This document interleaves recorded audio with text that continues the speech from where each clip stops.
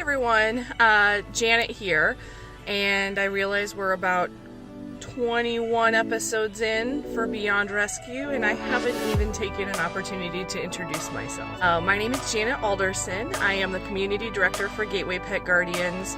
I'm in charge with all the community programming, so all the programming we do that helps both people and their pets. Community programming includes TNR, Spay-Neuter, our Eastside Pet Crisis Fund, our twice yearly vaccination clinics. We actually have one coming up on October 13th in Virginia Park we're very excited about. And then just new and innovative programming. So our niche is actually developing programming that fits the needs of our particular community. So today I just wanted to show you guys what a day of community outreach looks like. You can't do outreach without the appropriate supplies. So we've got plenty of treats. We have dog food, we have some cat food in there. We have tie-outs to give to families to replace, either heavy chains or to keep their dogs from roaming at large. First aid kit with some suture removers and all sorts of goodies to treat wounds. Bite gloves, just in case there is an angry cat. We've got slip leads, those are always important. We've got flea meds. Collars and leashes, those are always, I tell people that's the easiest thing we can give somebody. Towel, just in case there's a sick animal, bowls, dishes. And then in the front we have a carrier, always have to be prepared. Also have some SWAT fly repellent in here. This has been a lifesaver this summer. We put it on the ears of outdoor dogs because the flies tend to strike their ears and pretty much just kind of eat away at their ears. So I have a list of about 6 stops I'm going to hit. First stop this morning, a lady called about her little Chihuahua. Unfortunately, something fell off of a shelf onto the Chihuahua's little tiny head, so she was really worried about the puppy. I stopped by, puppy was acting normal again. He was a little disoriented last night, but thankfully he'll be fine. And then she showed me a giant colony of cats nearby. Hi.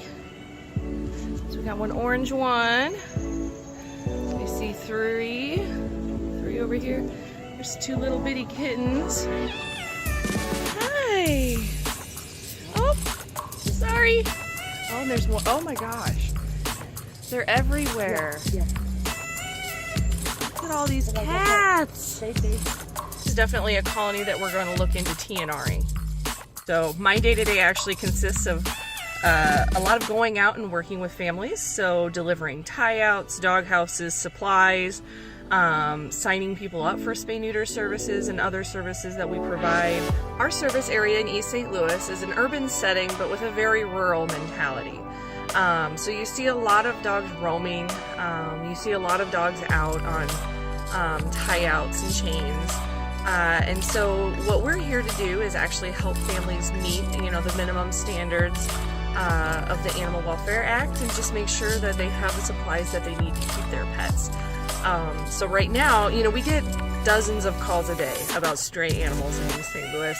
A lot of the time, we know who the owners are, and when we do find a stray that we're not familiar with, we do everything we can to try and find an owner before considering it a stray and looking for rescue for it. So we got a call about a Chihuahua, and it's been roaming this street, so I am now going to look for it, and I'm going to try and find its owner, and if not, we'll set up a rescue plan for it.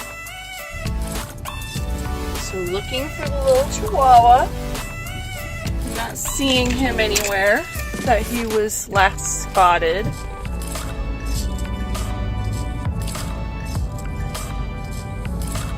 Couldn't find the Chihuahua, but that's okay. We're going to stop back again maybe in a few days and see if he shows up again. But now we're going to go to our next stop, a litter of kittens that somebody submitted to us. This is not unusual. So now we're stuck at a train for probably 5 minutes. But since we're stuck at a train, I will share some more details about our program. So I don't do it alone. We have a group of several volunteers that are in coordinator positions, and even more volunteers that will head out and do one-off, cases and stuff. So I might get a call from somebody who needs a cat litter box or some litter to try and, you know, try a new setup to keep the cat from peeing on their bed. So we'll call on a volunteer, they'll deliver it, and it's really fun for everybody to kind of build relationships with community members. We help hundreds of families in the Metro East, so it's really important that we have this volunteer program to be able to hit everybody. So here's the call.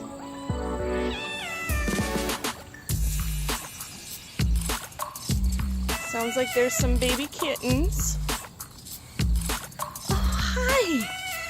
Oh, I see them!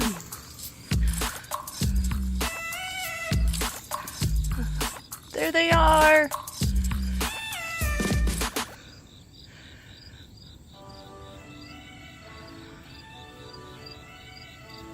Oh, hi baby!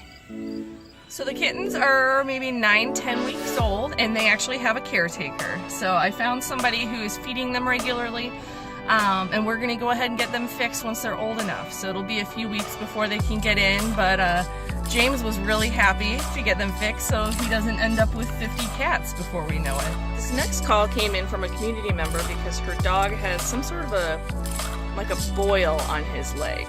I just want to take a look at it and see what's going on.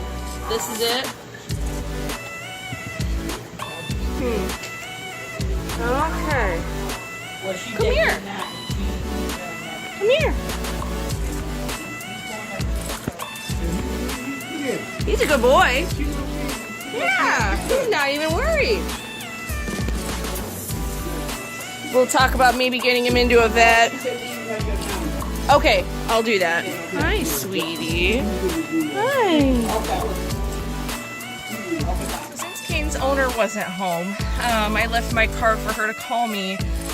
Now that I've kind of assessed what's going on with his leg, we can talk through next steps and see if, you know, he's a candidate for the Pet Crisis Fund, to get into the vet and maybe get that looked at.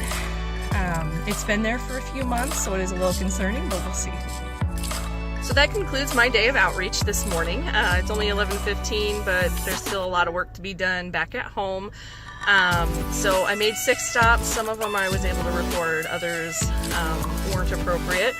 But I am headed back to my house now to catch up on hotline calls. So our community hotline receives anywhere from 50 to 90 calls a month from people reporting lost pets, reporting stray pets, reporting needs that they need to keep their pets. So I'm gonna go and catch up on those calls and record all the data, you know, all the supplies that we gave out today, and maybe work on some grant writing for some deadlines coming up. But that is a day in the life of the community director. So thanks for joining me today.